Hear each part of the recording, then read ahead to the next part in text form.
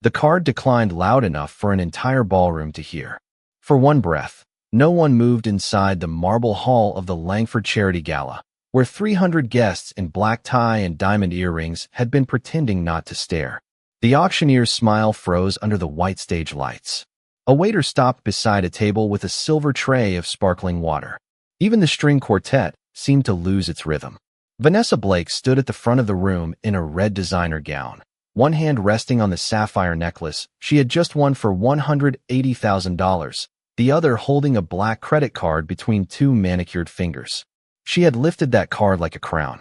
She had turned just enough for Claire Whitmore to see it from across the ballroom. And then the payment terminal gave that flat, merciless beep. Declined.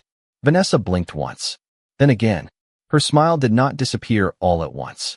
It cracked slowly, like thin ice under expensive heels. "Try it again," she said, her voice still sweet, but lower now, sharpened at the edges. The auction assistant swiped the card a second time. The same sound came back. Declined. A ripple moved through the room, soft as silk and twice as cruel. Ethan Whitmore stepped closer to Vanessa, his tuxedo perfect, his jaw tight, the gold watch on his wrist catching the light. Claire knew that watch. Her father had worn it for 26 years. He had left it to her in his will, along with the inheritance Ethan now treated like spare change from someone else's pocket. Ethan looked across the room at his wife, and there it was again, the same expression he had used for months, that quiet command to stay small, stay polite, stay useful. Claire stood near the rear archway in an ivory dress, her hair pinned low, her wedding ring absent from her left hand. She held a glass of ice water she had barely touched. She did not smile. She did not flinch. 3 months earlier, Ethan had called the money family funds while sliding papers across their kitchen island. 1 month later, a couture receipt arrived with Vanessa's name on it. Then came the hotel charges, the private car service, the jewelry appointments, the down payment on a penthouse 20 blocks from the home Claire had once believed was a marriage. Every charge had landed like a whisper from a locked room. Every receipt had gone into a folder. Tonight, Vanessa had not simply tried to buy a necklace. She had tried to buy Claire's humiliation in front of everyone Ethan wanted to impress. The auctioneer cleared his throat. Ethan reached for his phone, suddenly pale beneath the ballroom lights. "There must be a mistake," he said. But Claire finally moved. Not toward him. Not toward Vanessa. Just one small step aside, making room for the woman in a charcoal suit walking in from the hall with a black leather folder tucked beneath her arm. Margaret Hale, the Whitmore family trust attorney, stopped beside Claire and looked at Ethan as if she had been expecting this exact silence. Then she opened the folder and said, "There is no mistake, Mr. Whitmore. The vault was never yours to open." 3 months before the ballroom went silent, Ethan Whitmore had sat across from Claire at the kitchen island just after sunrise, wearing a pale blue dress shirt with the sleeves rolled neatly to his forearms, as if honesty had a uniform. Outside, the Boston morning was cold enough to fog the windows, and the old copper kettle on the stove gave off a thin ribbon of steam. Claire remembered the smell of coffee, the small scratch on the marble where her father once dropped his keys, and the way Ethan placed the papers between them with the gentleness of a man setting down flowers. "It is not complicated," he said. "Your father wanted you protected, but he also wanted you happy. This money should be working for us, not sitting behind some outdated trust rules." Claire looked at the top page. Supplemental access authorization. Limited investment discretion. Phrases clean enough to hide dirty intentions. She had grown up hearing her father say that wealth did not make a person powerful. Stewardship did. He had built his company from a rented office smaller than a 2-car garage, and when he died, he left Claire more than money. He left her a name that still opened doors quietly, without needing to push. Ethan knew that. He had loved that. Maybe more than he had loved her. "Family money," he said, tapping the page with a silver pen. "That is all I am asking you to understand." Claire lifted her eyes. "Family," she repeated, and for the first time, the words sounded less like a promise and more like a password he wanted from her. Ethan smiled too quickly. He reached across the island and covered her hand, his wedding band cool against her skin. "I am trying to build something for our future." There had been a time when Claire would have believed him before he finished the sentence. She would have signed because marriage had taught her to translate pressure into loyalty. But by then, Small things had already begun to shift. A phone turned face down when she entered the room. A cologne receipt from a boutique hotel where Ethan had not taken her. A dinner reservation for two under his assistant's name. Nothing loud enough to accuse. Everything sharp enough to remember. So Claire signed only the limited page Margaret Hale had once told her was safe to sign if she ever needed to test a man's character. Ethan did not notice the difference. He saw ink and thought it was surrender. He kissed her forehead, gathered the papers, and said he was proud of her for being practical. After he left, Claire stood alone in the kitchen and watched his coffee grow cold. That afternoon, she called Margaret, but she did not cry. She only asked one question. If someone misuses protected inheritance, can every transaction be traced? On the other end of the line, Margaret was quiet for half a second. Then came the calm voice Claire had known since her father's funeral. Yes, Claire. Every dollar leaves a footprint. 2 weeks later, the first footprint arrived in her inbox. A couture gown from a New York designer. Size 4. Delivery address: Vanessa Blake, Beacon Street, Unit 12B. Claire stared at the name until the letters stopped looking like a stranger and started looking like evidence. She did not forward it to Ethan. She did not call Vanessa. She simply printed the receipt, placed it in a cream-colored folder, and wrote 2 words on the tab in black ink. For Margaret. The first receipt was quiet. That was what unsettled Claire most. It did not arrive with shouting, confession, or apology. It came in a clean white envelope from the trust management office, folded beside a monthly summary Ethan had assumed she would never read. A couture gown, $12,800. Private delivery to Beacon Street. Recipient: Vanessa Blake. Claire sat at her father's old desk in the study, where the afternoon sun fell through the tall windows and turned the dust in the air gold. For several minutes, she did nothing but look at the name. Vanessa Blake. Not a typo. Not a client. Not a vendor. A woman with a Beacon Street apartment and the kind of confidence that allowed her to order silk on another woman's inheritance. Claire opened her laptop. The second charge was easier to find. A weekend suite at a 5-star hotel in Newport, Rhode Island, overlooking the harbor. Then a private car service from Boston Logan International Airport. Then a designer boutique on Newberry Street. Then a jeweler Ethan once told Claire was too flashy for her taste. Each line was small. Each line was polite. Together, they formed a portrait more honest than anything Ethan had said at the kitchen island. Claire did not slam the laptop shut. She did not call him at work. She did not scroll through Vanessa's social media with shaking hands. She simply took a breath, scanned each document, and saved the files in the folder she had already created. For Margaret, the printer hummed softly in the corner, page after page sliding into the tray like witnesses taking their seats. That evening, Ethan came home just after 8 o'clock, smelling faintly of expensive cologne and cold city air. He kissed Claire on the cheek without looking at her. "Long day," he said, dropping his keys into the ceramic bowl her mother had given them as a wedding gift. Claire noticed the small velvet shopping bag tucked behind his briefcase before he noticed her noticing it. He followed her gaze and gave a tired little laugh. "Client gift," he said. "Nothing interesting." Claire nodded and poured him a glass of water. The lie did not need her help to collapse. It was already doing that on its own. Over the next month, Vanessa began appearing everywhere Ethan pretended not to be. At a restaurant in Back Bay, photographed beside him at a table set for two. In the reflection of a hotel lobby mirror, posted by someone else and forgotten in the background. At a private preview for a penthouse development 20 blocks away, wearing the same ivory coat Claire had seen on another receipt. Ethan kept speaking to Claire in that smooth, patient voice people use when they believe they are controlling the room. He told her she was imagining distance. He told her she had become too sensitive since her father died. He told her trust was the foundation of marriage. Claire listened. Then she went upstairs, opened the folder, and added another page. By the time the gala invitation arrived, printed on thick cream paper with Ethan's name embossed beside the charity board, Claire already knew why he wanted her there. The final authorization form waited on his office desk and signed. The penthouse deposit had been scheduled. Vanessa had booked a stylist for the same night. And Ethan, poor Ethan, still believed silence meant weakness. Claire held the invitation beneath the study lamp and ran one finger over the raised black letters. Then she reached for her phone and sent Margaret a message. "He is choosing the stage himself." A minute later, The reply appeared.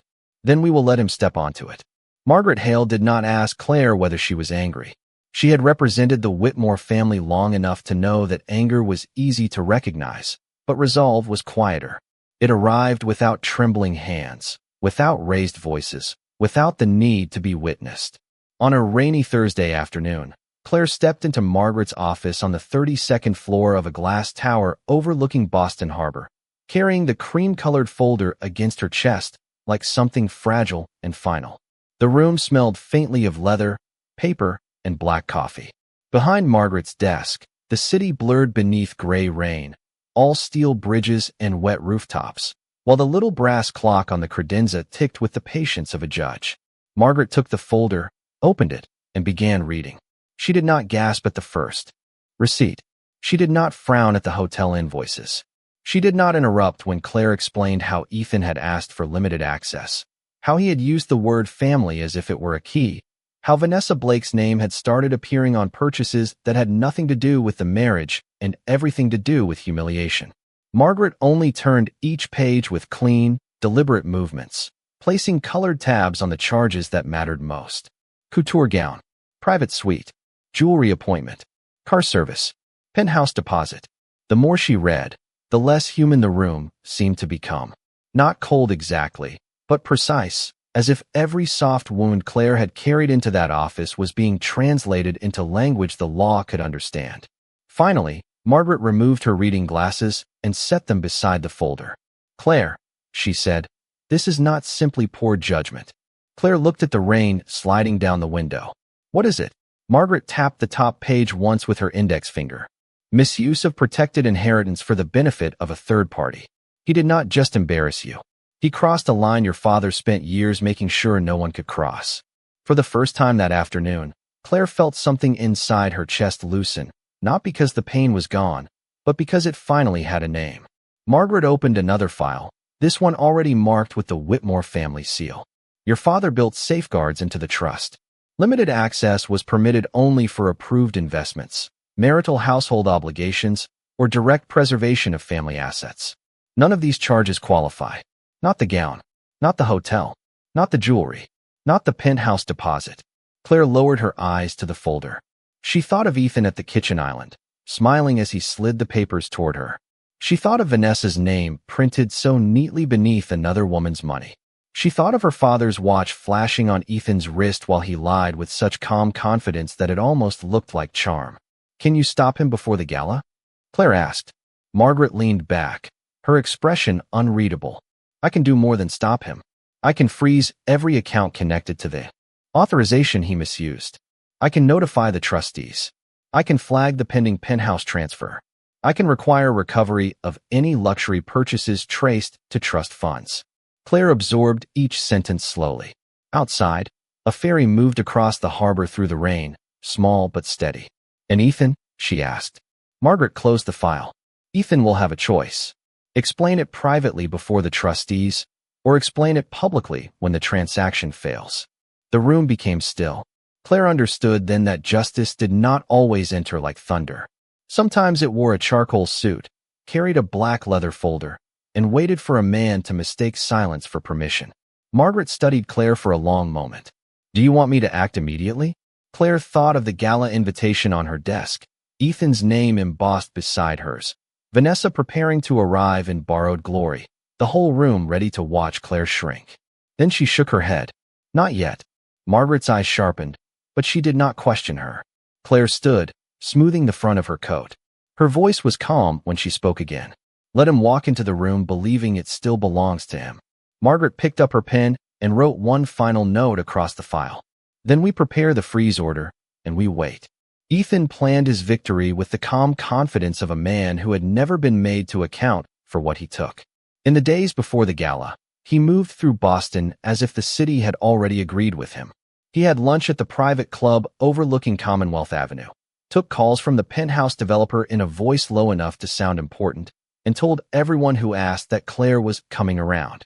That was the phrase he used for obedience. Coming around.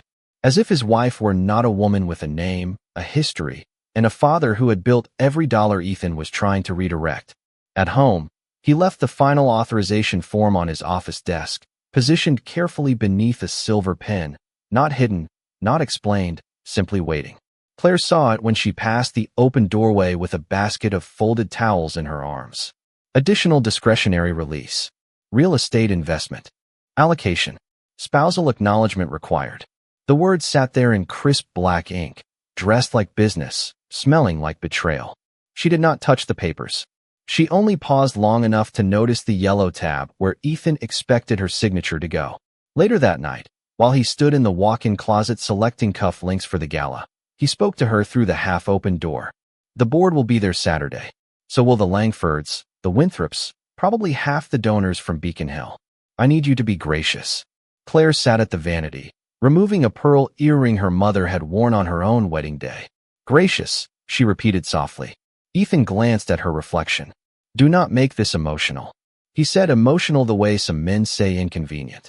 Claire placed the earring in its velvet case. What exactly do you need me to sign? Ethan smiled without warmth. Just a form to move funds into the property deal. It is clean. It is smart. Margaret already knows the trust structure. That was almost true. Margaret did know the trust structure.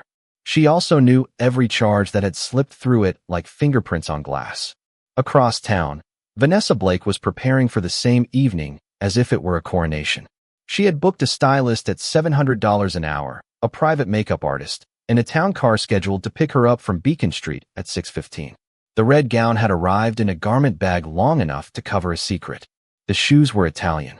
The diamond bracelet had been purchased with a card linked to Ethan's limited access account. Vanessa posted a photograph of the bracelet against white sheets with the caption, "Some women wait to be chosen. Others simply are." Claire saw the post because someone sent it to her with a message full of pity. She looked at the photograph once, then forwarded it to Margaret without comment. A minute later, Margaret replied, added. That single word settled over Claire like a coat in winter. By Friday morning, Ethan had begun rehearsing the scene he thought would break her. He would arrive with Vanessa, let the room adjust to the insult, let Claire feel the heat of every stare, then present the form as a practical necessity. If she refused, he would make her look unstable. If she signed, he would walk away with the last door open. What Ethan did not know was that Margaret had already notified the trustees. The pending transfer had been flagged. The account review had been scheduled to trigger at the gala auction, where Vanessa, vain enough to perform and careless enough to spend, would reach for money that no longer answered to Ethan's hand.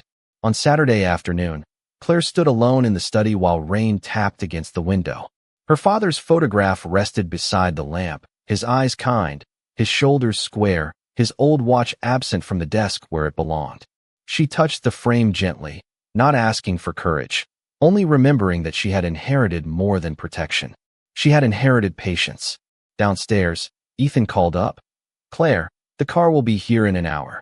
His voice carried the bright edge of command. Claire closed the folder marked for Margaret and placed it in her evening bag. Then she looked toward the mirror, steady and pale beneath the soft light, and whispered to the woman staring back, let him have the room. I will keep the truth. Claire did not dress to be admired that evening. She dressed like a woman who had already walked through the worst part of the fire and found the door on the other side. In the bedroom she had once shared with Ethan, the lamps glowed soft gold against the pale walls, and the city beyond the windows was turning blue with early evening.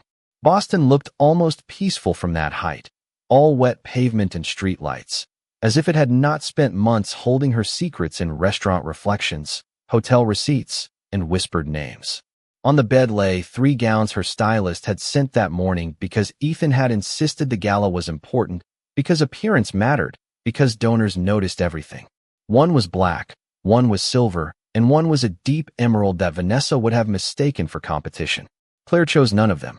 From the back of her closet, she removed an ivory satin dress with clean lines and long sleeves, the kind of dress that did not beg for attention but received it anyway. Her mother had once told her that elegance was not about being seen first. It was about being remembered last.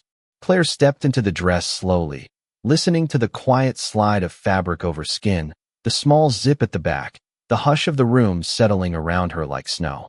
She pinned her hair low at the nape of her neck and opened the velvet case on the vanity.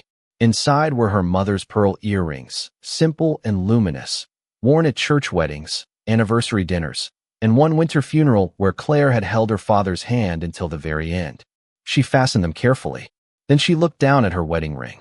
It rested on the edge of the vanity, a small circle of gold that had once felt like belonging. For a long moment, Claire did not move. She remembered Ethan placing it on her finger in a garden outside Newport, his voice unsteady, his eyes bright with a tenderness she no longer knew how to trust. She remembered believing him. That was the part that still hurt most. Not Vanessa, not the money, not even the lies. It was the memory of the woman she had been when she thought love and safety were the same thing. Downstairs, Ethan's voice rose from the foyer. "Claire, the driver is waiting." There was irritation beneath the polish now. He disliked anything that did not arrive when summoned. Claire picked up the ring, held it in her palm, and then placed it inside the small pocket of her evening bag beside the folder marked for Margaret. She did not put it back on. When she stepped into the hallway, Ethan was standing below in a black tuxedo, checking his watch, her father's watch, as if time itself belonged to him. His eyes moved over her dress, her bare left hand, the calm set of her face. Something flickered there, not guilt, not yet fear, only annoyance that his script had changed before the first line. "You look appropriate," he said. Claire descended the stairs without answering. Outside, a black sedan waited at the curb, its headlights shining through the mist. Ethan opened the rear door, expecting her to get in beside him. Claire paused when another car rolled quietly to the front of the house. Margaret Hale sat in the back seat. Charcoal suit immaculate, black leather folder resting across her knees. The window lowered 2 inches. "Claire," Margaret said, her voice steady. Ethan turned sharply. "What is she doing here?" Claire looked at him then, not coldly, not cruelly, but with the distance of someone finally seeing the whole room from above. "She was invited," Claire said. Ethan's mouth tightened. For a second, the old command entered his eyes, the warning that had once made her soften her voice and lower her gaze. But Claire no longer lived in that house inside herself. She walked past his open door and stepped into Margaret's car instead. As they pulled away toward the Langford ballroom, Margaret opened the folder just enough for Claire to see the freeze order, the trustee notice, and the flag transaction report clipped neatly together. "Once the card is presented," Margaret said, "the system will do exactly what it was designed to do." Claire looked out at the city sliding by in streaks of rain and light. "Good," she said. At the next intersection, Ethan's sedan followed behind them, carrying a man who thought he was on his way to claim the evening, while Claire sat in silence beside the only person who knew the truth was already waiting for him at the door. The Langford ballroom had been built for beautiful lies. Chandeliers floated above the marble floor like captured stars, champagne glasses chimed in careful hands, and every smile seemed polished for someone else's benefit. Claire entered beside Margaret Hale without rushing, the ivory satin of her dress catching the light with a quiet glow. A few heads turned first, then more. Conversations thinned around the edges as people recognized her, then noticed Ethan across the room with Vanessa Blake standing too close at his side. Vanessa wore red, exactly as Claire expected, with the diamond bracelet flashing on her wrist each time she lifted her glass. The bracelet looked bright beneath the lights, but to Claire it only looked numbered, documented, and already marked for recovery. Ethan saw Claire and stiffened. For 1 second, his eyes dropped to her bare left hand, then moved to Margaret's black folder. He recovered quickly, crossing the room with that public smile he used when witnesses mattered. "Claire," he said, leaning close enough for the room to think the gesture was intimate. "You should have ridden with me." Claire looked past his shoulder to Vanessa, who was pretending not to watch. "I had company." Ethan's smile tightened. "This is not the place." It was almost funny how men like Ethan always chose the stage and then feared the lights.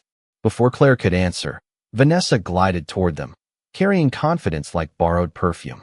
"Claire," she said, soft and bright. "You look lovely." So understated. The insult was wrapped in silk, but it was still an insult. Claire let it pass untouched. Vanessa lifted her wrist, letting the diamond bracelet catch the chandelier glow. "Ethan has wonderful taste." Claire looked at the bracelet for one calm second. "Yes," she said. "He does like things that are not his." Vanessa's smile flickered. Ethan stepped between them before the silence could grow teeth. "The auction is starting," he said. "Let us all stay civilized." "Civilized?"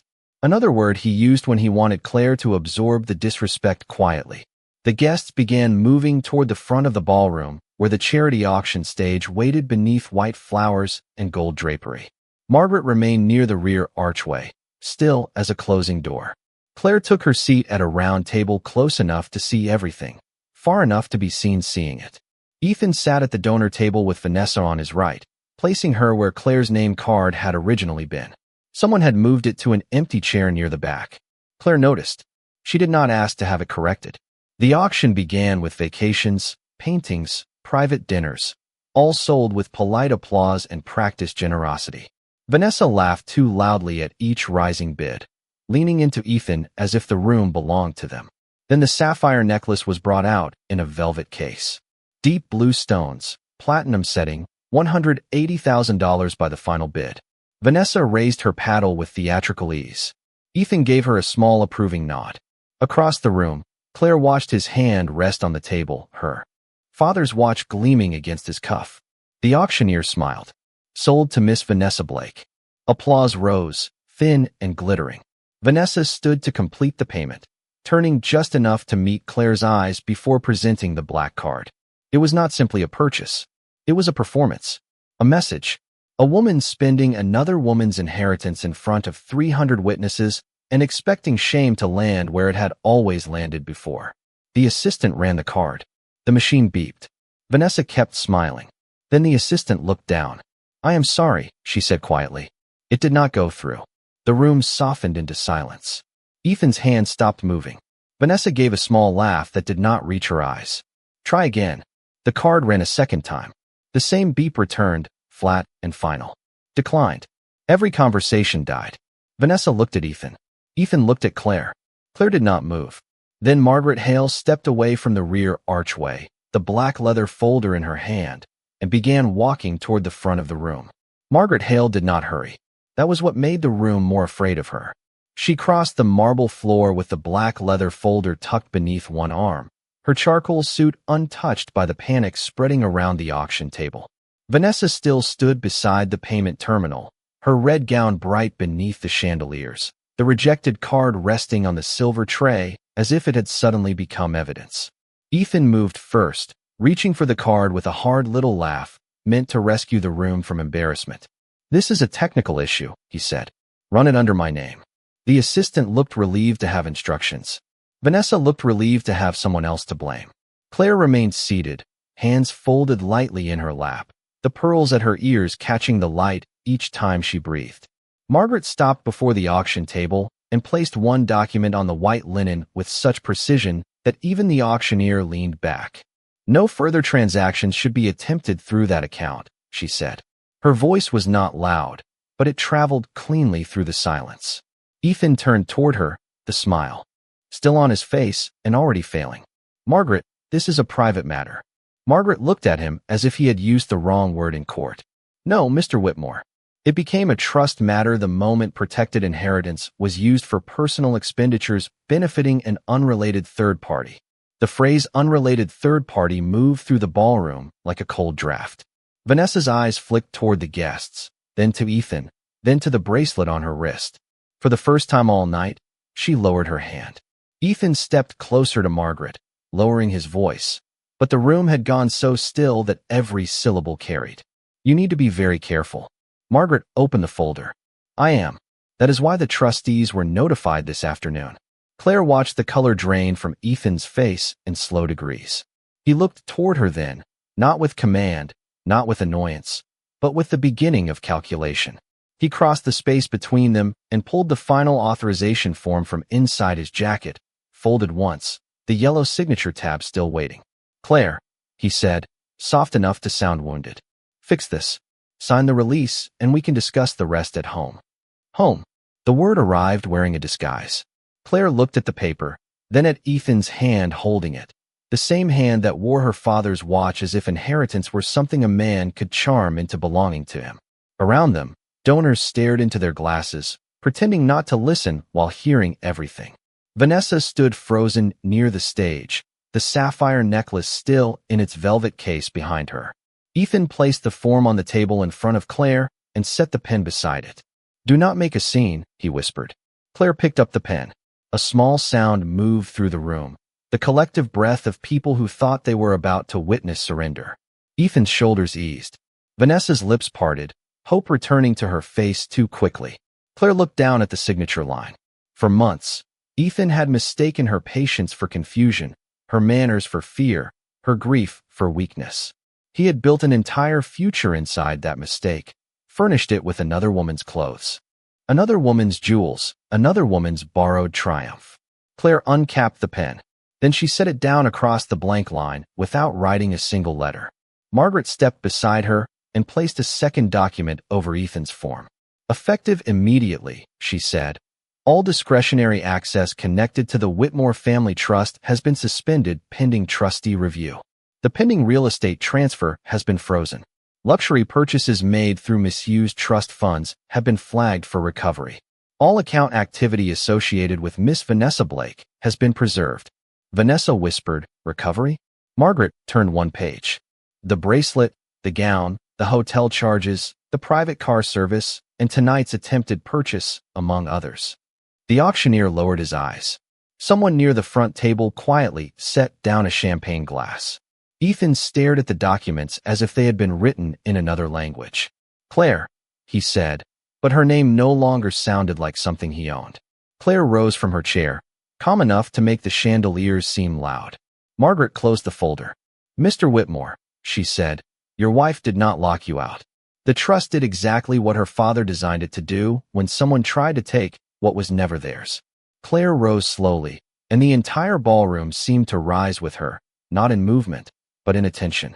Ethan stood in front of her with the unsigned form still on the table between them, his public charm gone thin at the edges. Vanessa had stopped pretending to smile. The sapphire necklace remained untouched in its velvet case, suddenly less like a prize and more like a question no one wanted to answer. Claire looked at the paper Ethan had tried to turn into a cage. Then she reached into her evening bag and took out her wedding ring. It was smaller than the chandelier light made it look, just a simple band of gold warmed by years of habit and hope. For a moment, she held it in her palm and remembered the garden in Newport, the string quartet, the white roses, Ethan's hands trembling as he promised to protect what mattered to her. She had believed him then. That was not foolishness. That was love before. It learned caution. Ethan saw the ring and softened his voice. "Claire, we do not need to do this here." She almost smiled at that. Not because it was funny, but because he still believed the room was the problem. He still thought disgrace was something that happened only when other people saw the truth. Claire placed the ring on top of the unsigned authorization form. The sound was small, a faint touch of gold against paper, but it carried farther than anything Ethan had said all night. "You already did this here," she said. No anger, no theater, just the kind of calm that makes excuses sound childish. Ethan looked around, measuring faces, searching for one person in the room willing to rescue him from what he had built. No one stepped forward. The donors who had laughed with him over wine now studied the floor. The board members who once praised his vision stood as still as portraits. Vanessa stared at the bracelet on her wrist as though it had become too heavy to wear. Margaret Hale gathered the documents into perfect order and handed Ethan a copy of the trustee notice. "You will receive formal instructions Monday morning," she said. "Until then, do not attempt to contact the trust office, transfer assets, or dispose of any property under review." Ethan barely looked at her. His eyes were fixed on Claire. "After everything I gave you," he said, and there it was, the final insult, dressed as heartbreak. Claire looked at him with a sadness so quiet it could almost be mistaken for mercy. "Ethan," she said, "you spent my money trying to replace me, but you never owned the woman." Something in his face changed then. Not regret. Not yet. Recognition. For the first time, he understood that Claire was not waiting for him to choose her, forgive her, explain himself, or come home. She had already left the marriage in every place that mattered, and tonight was only the moment he finally noticed the door closing. Claire turned away from him and walked toward the rear archway. Her ivory dress moved softly against the marble floor. The quartet did not resume. No one called after her except Ethan. Once, her name breaking in the middle as if he had found it too late. She did not look back. Outside, the rain had stopped, leaving the street glossy beneath the headlights. Margaret followed a few steps behind, giving her the dignity of silence. When the car door opened, Claire paused and looked up at the city she had spent months surviving inside. Boston was cold, bright, and waiting. In the window reflection, she saw herself without the ring, without the performance, without the weight of a man who had mistaken her grace for permission. Her father's inheritance was protected. Her name was protected. And somewhere behind her, in a ballroom full of witnesses, Ethan Whitmore was standing beside a woman wearing jewelry that had just become evidence. Claire stepped into the car, folded her hands in her lap, and breathed as if the air had finally been returned to her. She did not win by shouting. She did not win by begging to be loved correctly. She won by letting the truth arrive on time, dressed in black ink, signed by trustees, and carried in a lawyer's quiet hands.